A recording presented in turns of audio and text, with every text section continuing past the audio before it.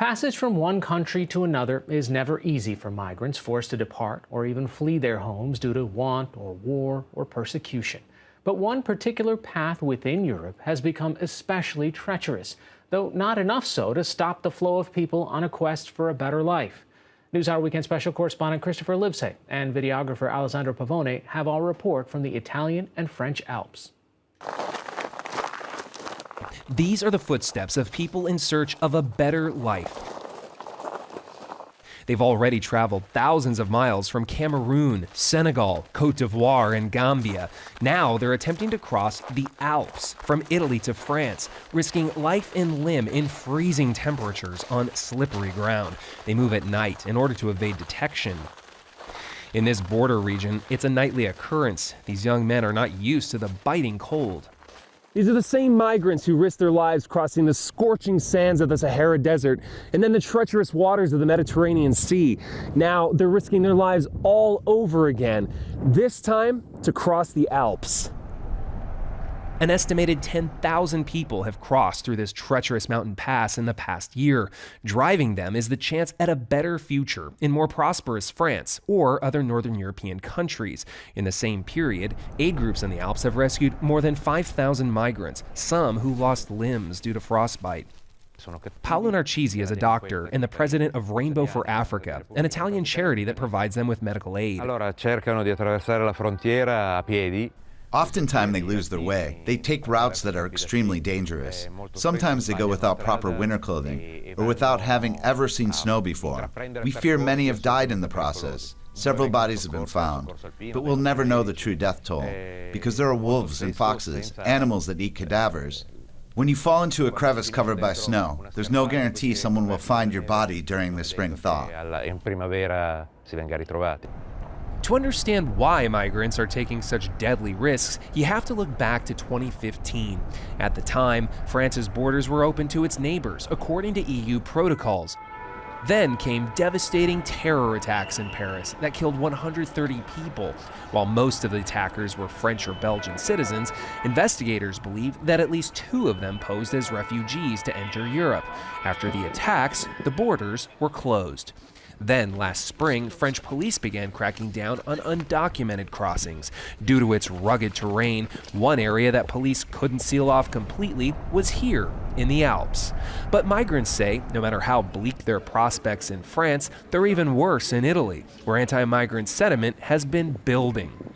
A so-called security law, recently passed by Parliament, doubles the time undocumented migrants can be detained and eliminates humanitarian grounds for granting asylum to migrants unless they're specifically running from political persecution or war.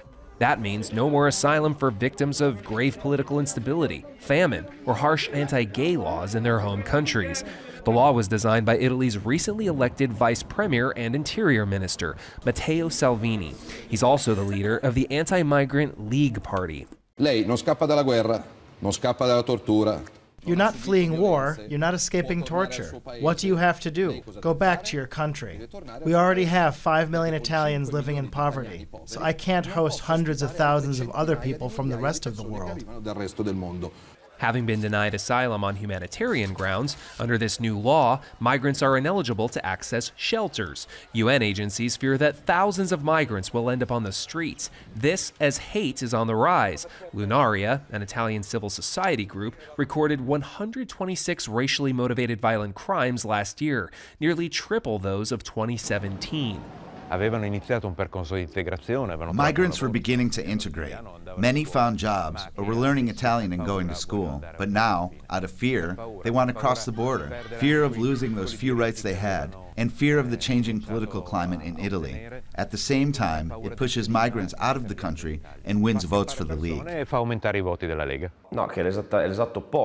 It's exactly the opposite, because we're trying to manage immigration in an orderly way.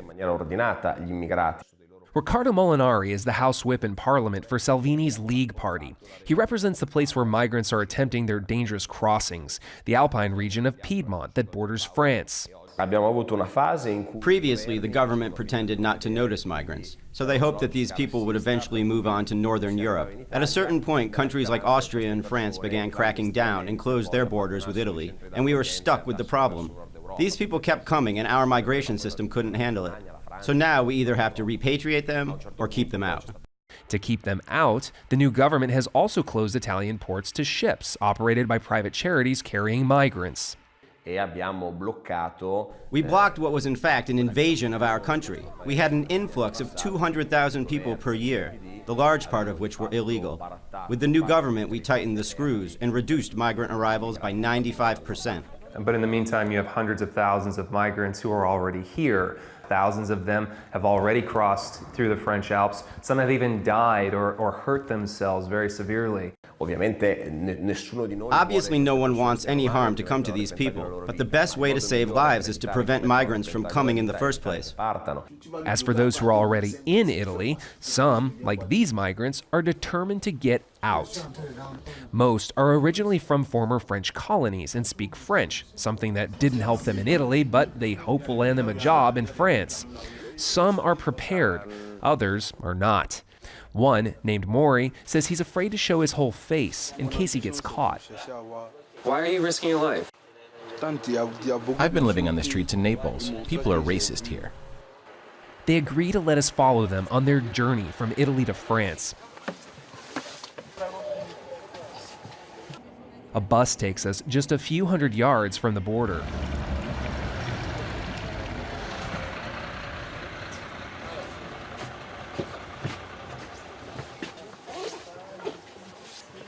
They're stopped by Red Cross volunteers and told to turn back because of the physical danger.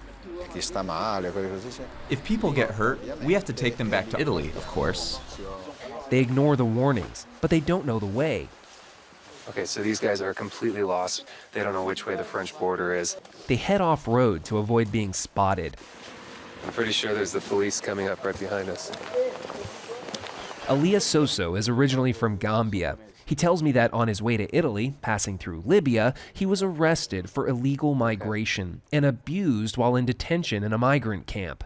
First you risked your life going to Libya. You crossed the desert to go to Libya. Then you risked your life crossing the sea to go to Europe. And now you're risking your life to cross the mountains. It's very, very dangerous. You're aware of this. They wander onto a ski slope and march into the unknown. No map, no compass, no flashlight. Soon, they'll have only the stars to light their path. It's roughly 7 miles to the nearest town in France, but that's if you cross through the official checkpoint. Instead, they'll have to wend their way through icy peaks to avoid border patrol. They weigh their options. So they're worried, they want to turn around? No, they want to make you so... Eventually, the risks become too great to continue filming. It's just getting way too dangerous. They're climbing straight up a very, very icy mountain that's intended for skiers, not for people who are lost, which includes me at this moment. We tell them we won't be accompanying them further. Bocca al lupo, grazie. Good luck. Good luck. Okay?